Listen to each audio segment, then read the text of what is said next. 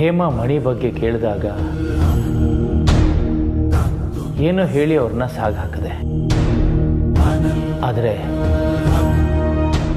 ಆ ಊರ್ಮಿಳ ಬಗ್ಗೆ, ಅವಳ ಲೋಕದ ಬಗ್ಗೆ, ಅವಳು ಆ ಲೋಕದಿಂದ ಈ ಲೋಕಕ್ಕೆ ಬಂದಿರೋ ಉದ್ದೇಶದ ಬಗ್ಗೆ, ಅವಳು ಅರ್ಜುನ್ನ ಮದುವೆ ಆಗಿ ನಿರ್ಧಾರ ಮಾಡಿರೋದ್ರ ಬಗ್ಗೆ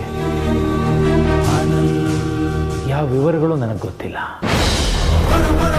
ನನ್ನ ಇಷ್ಟು ವರ್ಷದ ಸಾಧನೆಯಲ್ಲಿ ನಿಗೂಢವಾಗಿ ಉಳಿದಿರೋಳು ಅಂದರೆ ಆ ಊರ್ಮಿಳ ಮಾತ್ರ.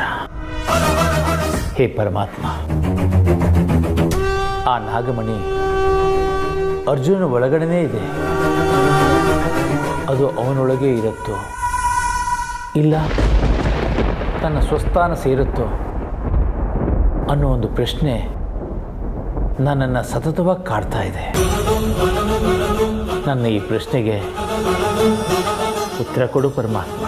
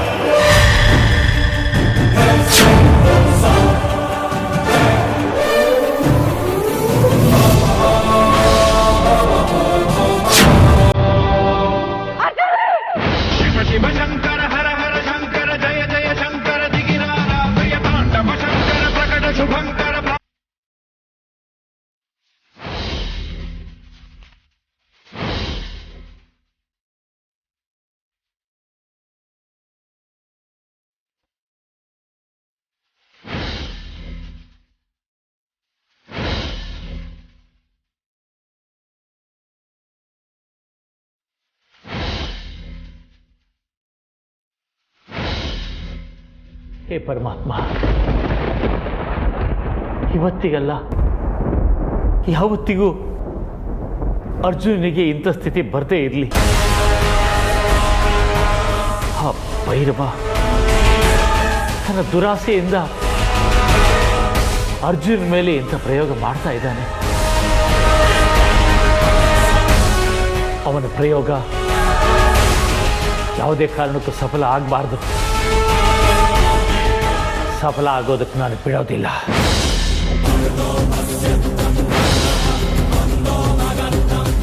ಅರ್ಜುನ್ ಅವರೇ, ಅರ್ಜುನ್ ಅವರೇ, ಅರ್ಜುನ್ ಅವರೇ, ಅರ್ಜುನ್ ಅವರೇ, ಮಾತಾಡಿ ಅರ್ಜುನ್ ಅವರೇ. ಅರ್ಜುನ್ ಅವರೇ, ಏನಾಯ್ತು ಅರ್ಜುನ್ ಅವರೇ? ಮಾತಾಡಿ ಅರ್ಜುನ್ ಅವರೇ. ಆ ದುಷ್ಟ ಭೈರವನಿಂದ ಅರ್ಜುನನ ಕಾಪಾಡೋದಕ್ಕೆ ನನ್ನ ಇಷ್ಟು ವರ್ಷಗಳ ಸಾಧನೆಯನ್ನ ಮುಡುಪಾಗಿಡ್ತೀನಿ. ಮಾತಾಡಿ ಅರ್ಜುನ್ ಅವರೇ, ಅರ್ಜುನ್ ಅವರೇ, ಮಾತಾಡಿ ಅರ್ಜುನ್ ಅವರೇ. ಅಮೃತ ಅವರೇ, ಹೇಳಿ ಅರ್ಜುನ್ ಅವರೇ.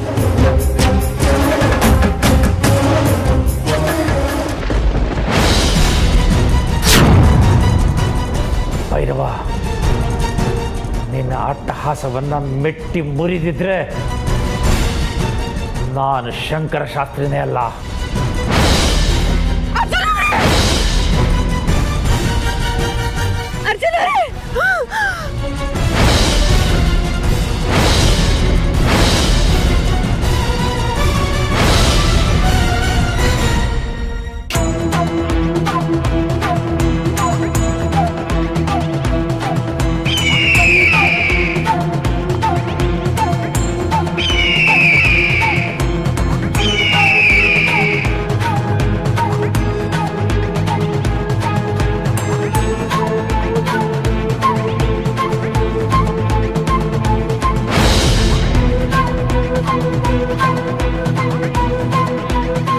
ಸ್ವಾಗತ ಕಾನಿಷ್ಕ, ಸ್ವಾಗತ.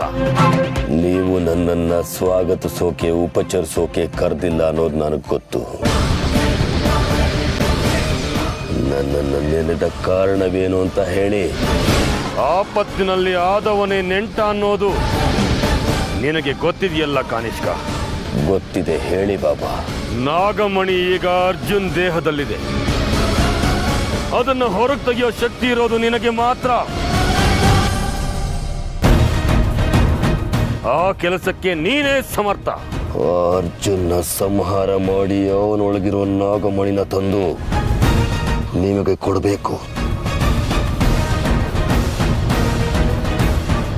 ಇದನ್ನೇ ತಾನೇ ನೀವು ನನ್ನಿಂದ ಬಯಸ್ತಾ ಇರೋದು? ಹೌದು ಕಾನಿಷ್ಕ. ಒಂದೇ ಕಲ್ಲಿನಲ್ಲಿ ನಿಮ್ಮ 2 ಗುರಿಗಳು ಸಿದ್ಧಿಸುತ್ತೆ.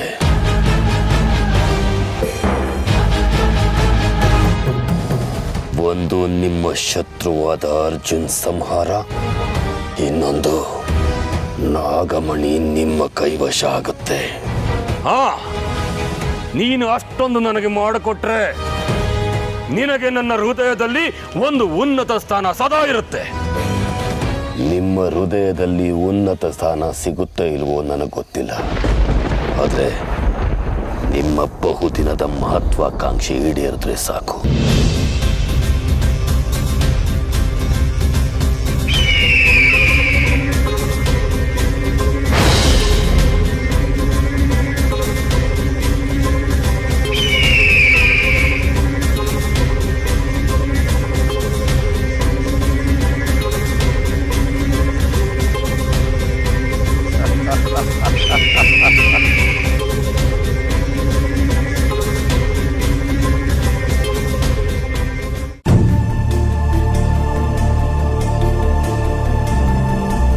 ಅಮೃತವ್ರೆ, ಎಳ್ನೀರು ತಂದಿದ್ದೀನಿ, ಬನ್ನಿ ಕುಡಿಯೋಣ. ಈ ಎಳ್ನೀರು ಎಲ್ಲಿ ಸಿಕ್ತು ನಿಮಗೆ? ನನ್ನ ಹೆಸರೇನು? ಅರ್ಜುನ್ ಅಂದರೆ ಪಾರ್ಥ. ಆ ಪಾರ್ಥನಿಗೆ ಹೇಗೆ ಯಾವುದರಲ್ಲೂ ಸೋಲಿಲ್ವೋ, ಈ ಅರ್ಜುನ್ಗೂ ಹಾಗೇನೆ. ಬನ್ನಿ ಏನ ಕೆತ್ತಿ ಕುಡಿಯೋಣ.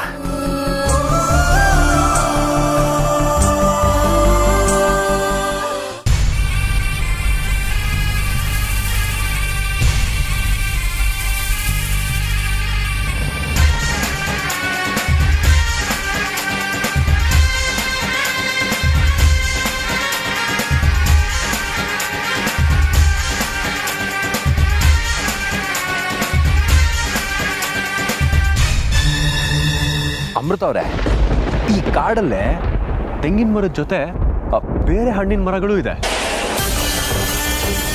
ಯಾರೋ ಸಸ್ಯ ಹಾಕಿ ಬೆಳೆಸಿರೋ ಥರ. ಏನು ಆಶ್ಚರ್ಯನಪ್ಪ. ನನ್ನನ್ನು ಅರ್ಜುನ್ ಅವ್ರನ್ನ ಹಿಡಿದಿದ್ದ ಶಕ್ತಿ ಸಾಮಾನ್ಯ ಶಕ್ತಿ ಆಗಿರೋದಕ್ಕಿಂತೂ ಸಾಧ್ಯನೇ ಇಲ್ಲ. ಯಾಕೆ ಅಂದರೆ ಸಾಮಾನ್ಯ ಶಕ್ತಿ ಆಗಿದ್ರೆ ಭೂಮಿನ ಛೇದಿಸ್ಕೊಂಡು ಹೊರಗಡೆ ಬರೋದಕ್ಕೆ ಸಾಧ್ಯ ಆಗ್ತಾ ಇರಲಿಲ್ಲ. ಅತ್ಯಂತ ಪ್ರಬಲವಾದ ಶಕ್ತಿ ಅದು. ಅಂಥ ಒಂದು ಶಕ್ತಿನ ಅರ್ಜುನ್ ಅವರು ತಮ್ಮ ಒಂದೇ ಒಂದು ನೋಟದಿಂದ ಛೇದಿಸಿದ್ರು. ಅಂಥ ಶಕ್ತಿ ಹುಲಿನ ಕಂಡ ಹುಲ್ಲೆ ಥರ ಭೂಮಿಲಿ ನಾಗಾಲೋಟದಿಂದ ಓಡಿ ಮರೆಯಾಯಿತು. ಅದು ಹೇಗೆ ಸಾಧ್ಯ? ಅಂತಹ ಶಕ್ತಿನ ಎದುರಿಸೋ ಶಕ್ತಿ ಅರ್ಜುನ್ ಅವರಲ್ಲಿ ಏನಿದೆ?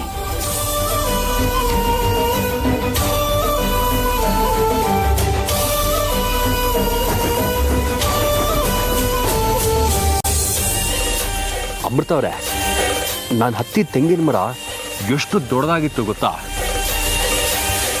ಅದನ್ನೆಲ್ಲ ಲೆಕ್ಕಿಸದೆ ಹೋಗಿ ಎಳ್ನೀರು ಕಿತ್ಕೊಂಡು ಬಂದೆ. ಯಾಕೆ ಹೇಳಿ? ನನಗೆ ಭಯ ಅನ್ನೋದೇ ಗೊತ್ತಿಲ್ಲ. ಅದು ಅಲ್ಲದೆ ನೀವು ಹೀಗೆ ಹಸ್ಕೊಂಡಿದ್ರೆ ನಾನು ಸಮಾಧಾನವಾಗಿರೋದಕ್ಕಾಗತ್ತಾ?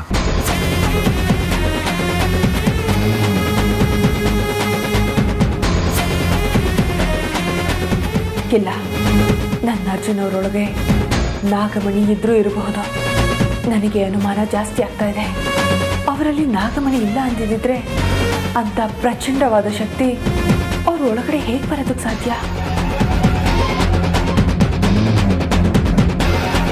ಆದರೆ ನಾಗಮಣಿ ಅವ್ರ ಒಳಗಡೆ ಇರೋ ಯಾವ ಲಕ್ಷಣನೂ ನನಗೆ ಕಾಣಿಸ್ತಾ ಇಲ್ವಲ್ಲ. ಅವರಲ್ಲಿ ನಾಗಮಣಿ ಇದೆ ಅನ್ನೋದನ್ನ ನಾನು ಹೇಗೆ ತಿಳ್ಕೊಳ್ಳೋದು? ಇಲ್ಲ, ಅವರಲ್ಲಿ ನಾಗಮಣಿ ಇದೆಯೋ ಇಲ್ವೋ ಅಂತ ನಾನು ಪರೀಕ್ಷೆ ಮಾಡಲೇಬೇಕು, ತಿಳ್ಕೊಳ್ಳೇಬೇಕು. ಆಗಲೇ ನನಗೆ ಸಮಾಧಾನ.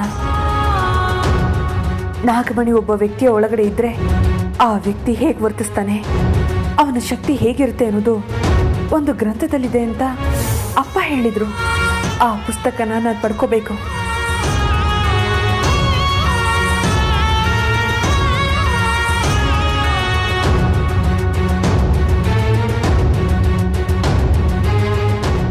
ತೋಳಿ, ಎಳ್ನೀರು ಕುಡೀರಿ.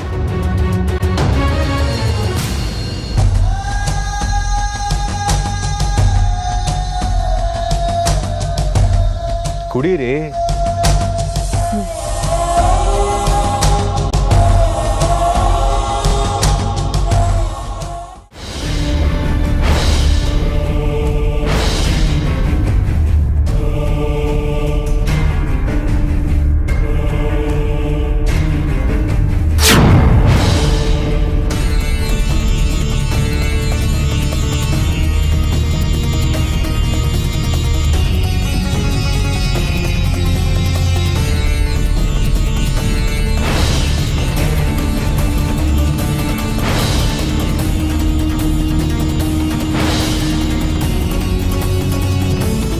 ಹೇ ಪರಮಾತ್ಮ,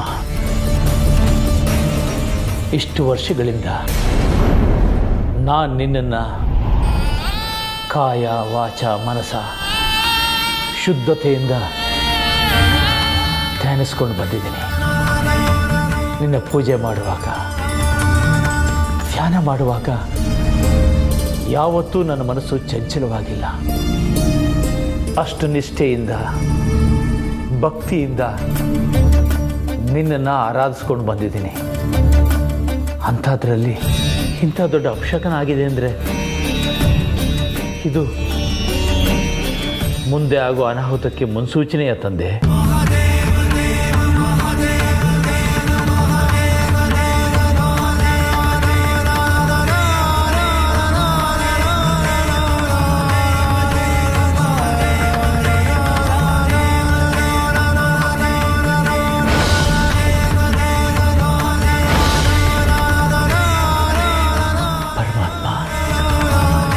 ಇದೇನಾ ನೀನು ಕೊಡ್ತಾ ಇರೋ ಸೂಚನೆ?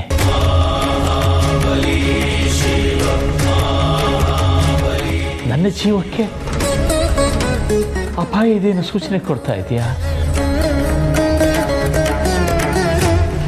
ತಂದೆ? ನಾನು ಏನು ತಪ್ಪು ಮಾಡಿದೆ ಅಂತ ನನಗೆ ಈ ಶಿಕ್ಷೆ ಕೊಡ್ತಾ ಇದೆ? ತಸ್ಯ ದರ್ಶನ ಮಾತ್ರೇಣ ನಶ್ಯಂತಿ ವ್ಯಾಧಿಕೋಟಯ ಸರ್ವ ಪಾಪಂ ಪ್ರಣಶ್ಯಂತಿ ಪಾರ್ವತೀನಾಥಂ ನಮೋಸ್ತುತೆ. ನನ್ನ ಮಾತು ಸುಳ್ಳಾಗುತ್ತ ತಂದೆ? ಇಲ್ಲ, ಇದು ಸುಳ್ಳಾಗೋದಿಲ್ಲ.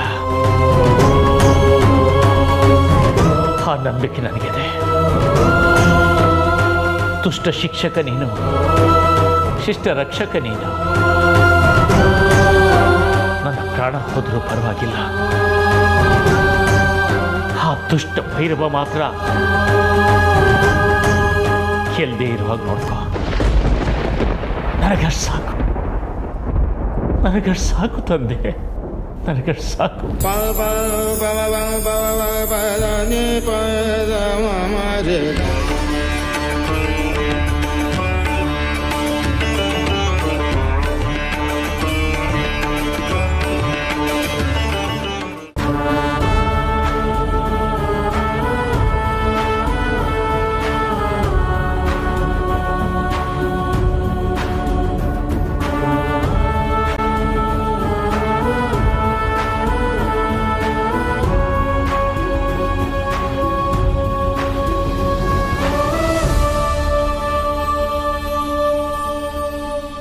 ಅರ್ಜುನ್ ಅವರೇ,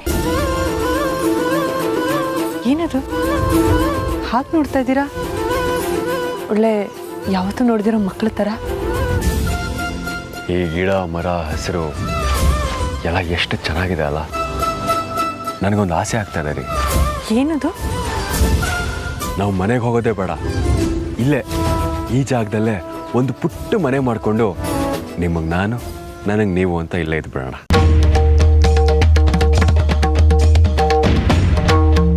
ಅಲ್ಲಿರೋದು ನಮ್ಮನೆ, ಇಲ್ಲಿ ಬಂದೆ ಸುಮ್ಮನೆ.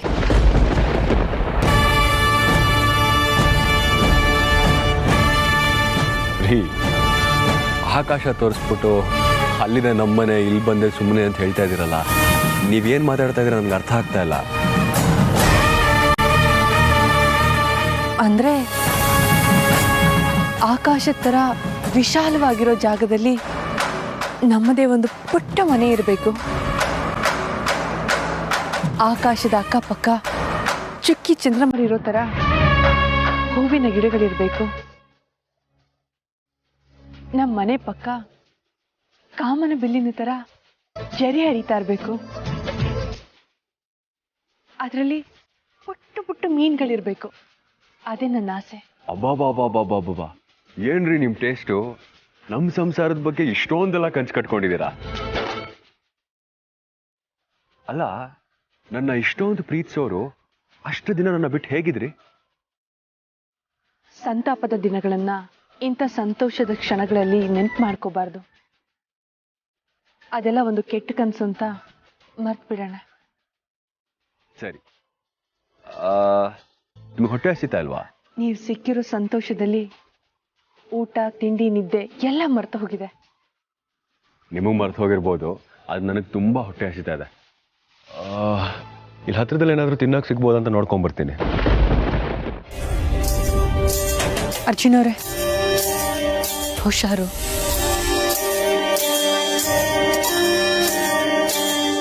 ಏನ್ರಿ ನೀವು, ನಾನೇನು ಚಿಕ್ಕ ಹುಡುಗನ?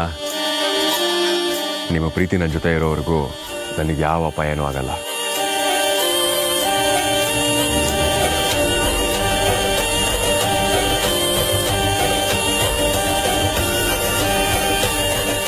ಪರಮೇಶ್ವರ, ನಾಗಮಣಿ ಎಲ್ಲೇ ಎಲ್ಲೂ ಸುತ್ತಮುತ್ತ ಇದೆ ಅಂತ ನನಗೆ ಸೂಚನೆ ಕೊಡ್ತಾ ಇದೆಯಾ? ಆದರೆ ಎಲ್ಲಿದೆ ಅಂತ ನಿಖರವಾಗಿ ಗೊತ್ತಾಗ್ತಾ ಇಲ್ಲ. ಅರ್ಜುನ್ ಅವ್ರ ಒಳಗಡೆ ಇರ್ಬೋದು ಅಂತ ನನಗೆ ಸಣ್ಣ ಅನುಮಾನ ಇದೆ. ಆದರೆ ಅದನ್ನು ಹೇಗೆ ತಿಳ್ಕೊಳ್ಳೋದು ಅಂತ ಗೊತ್ತಾಗ್ತಾ ಇಲ್ಲ.